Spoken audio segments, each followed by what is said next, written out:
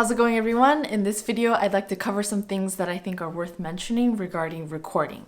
Whether you're recording an audition tape or just something for yourself, or maybe an album like I just did, I think there are some things that are worth considering and things that I've just learned over the years of recording many things in different circumstances that I'd like to share with you all. Okay, so the first thing I think is quite an obvious one, but just making the distinction to yourself that this is a recording. Therefore, there will be certain things that come along with it, with the circumstances surrounding your performance, all of that, that will make it more tricky or tricky in a different way than a performance or a practice session. I think this really helps psychologically because a lot of the things that go wrong in a recording session are things that we can easily judge ourselves for and get frustrated about. So just understanding that from the get-go, I think really helps. The second thing, I'll just explain my strategy. This is for the type of music that I typically record.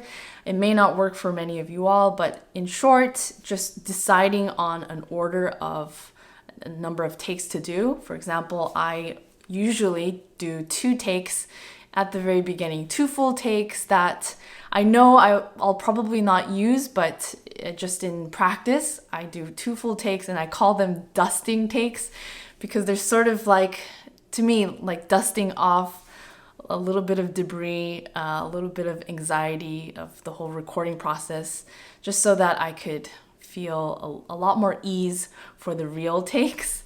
So I do 2 of those. So proceeding after those 2 takes, I usually do 3 to 5 takes. Sometimes a little more if it's a very short thing, but usually 3 to 5 takes where I'm searching for what I call the hard-boiled egg. So I think once I have a performance or a piece ready to be recorded, what I'm looking for the day of the recording is the right amount of, let's go back to the egg example, how much it's boiled. Because sometimes if it's overcooked, it's just too plain and too just not interesting.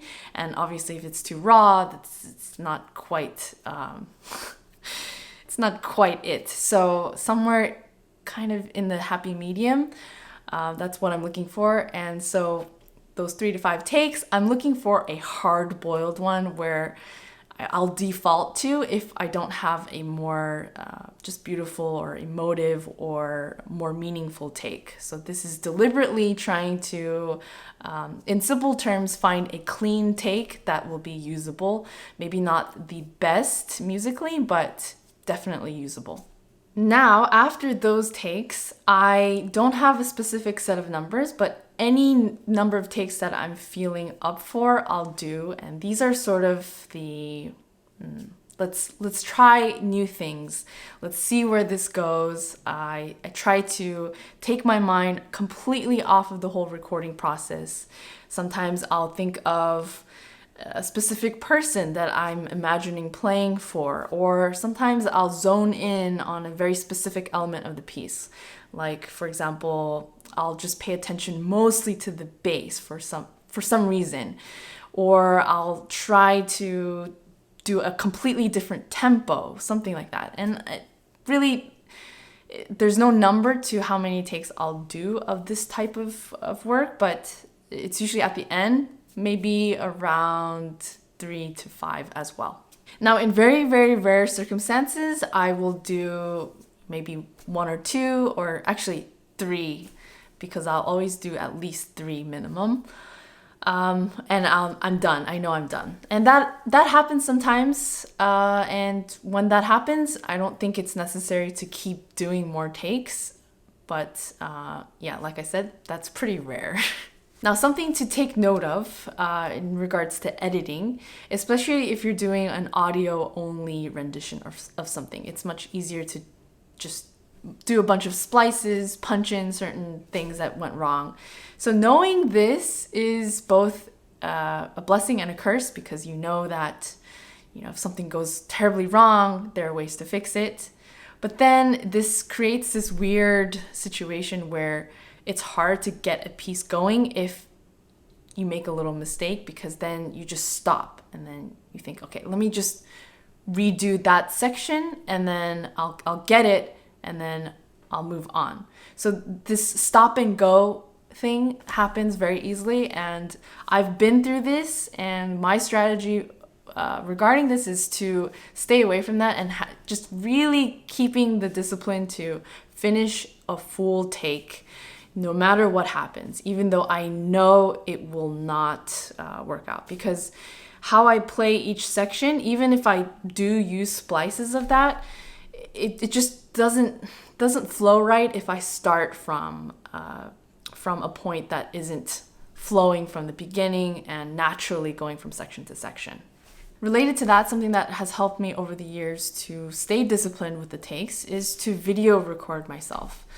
A lot of my YouTube videos have that overhead angle, and so it's just very straightforward, and in that way it almost feels like a performance because I know I'm being watched and I'm not going to be crafting different takes and different angles. Now, that being said, there's a time and place for that. So I'm just saying that doing an angle like that is a good way to just help yourself be disciplined about doing full takes, because I know it's hard. The next thing has to do with headphones and monitoring. Now, just because I went to school for classical music and I started to record in that environment, recording with headphones is quite a taboo thing, and correct me if I'm wrong, but I just was never advised to do that. It was never even brought up because no one did it. I find that though sometimes in between the sessions, maybe a take or two, it's kind of interesting to do a take with headphones because you hear it in a slightly different way, and I think also because maybe the music that I've been recording as of late is slightly different than that of straight classical music. But sometimes it just breaks up the monotony of doing take after take, just adds a little bit of something interesting. Here's one that's probably a little more relevant to those recording in your homes or just a non-studio environment, somewhere that's not soundproof. There are a lot of things that can go wrong, like cars honking, planes going by, thunderstorms. These are all things that I dealt with this past weekend, and sometimes it was really disappointing because I'd be in the middle of a good take and a car honks really loudly and there's nothing I could do about it. So going back to one of my other ones, I usually just stick to it and be disciplined, and I complete the take, but I know that I'm not going to use that take. So what I do is I always tell myself that there are probably things, multiple things that I can improve upon this take. Things that I probably didn't even realize while doing the take, which is why in my head I was thinking, this is such a good take, but it was ruined. So I just tell myself I can do a lot better, and usually that frustration goes away because really I've been so frustrated in the past where something would go wrong, or maybe it's something that is within my little cocoon, maybe something that I do with the pedal, or maybe one sour note where I just think, oh man, if it just wasn't for that, it would have been a perfect take, that sort of thing.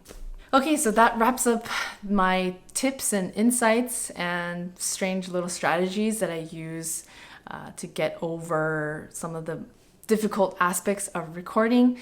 Let me just add one more. I think it's important to enjoy yourselves and remind yourselves that this is music making. And even if you're recording something that's not music, just the process of it is maybe much better done and much better approached if you're relaxed.